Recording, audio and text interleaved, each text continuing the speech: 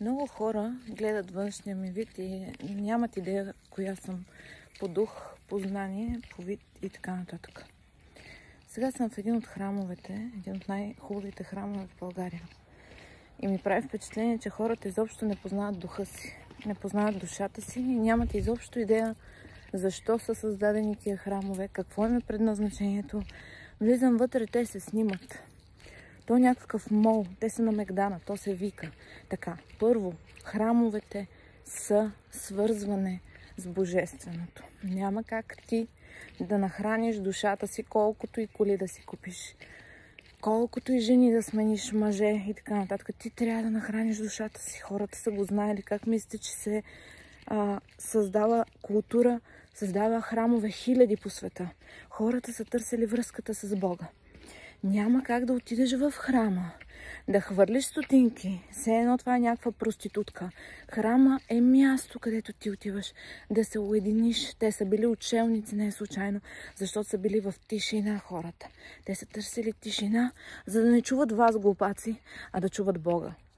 И как не можете да разберете, че всичките тези одежди, с които са обличали, са за да предпазят телата си от злобни човешки погледи, злобата на хората и да съхранят вътре в себе си само връзката с Бога. И всъщност монаси и всякакви, за мен поповете, 90% не стават в България и по света и са вече подкупени, продадени и всякакви. Цялата тая история е ти да отидеш, да си в уединение, да чуеш душата си, да се успокоиш, да намериш покой, за да продължиш човешкия си път.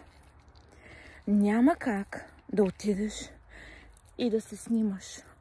И сега ще кажат, ма и ти се снимаш, аз се снимам, но си правя 2 снимки. И останалата част от цялото ми, престоя ми тука и във всеки един храм, аз искам да усетя енергията, с която ще ми проговори този храм.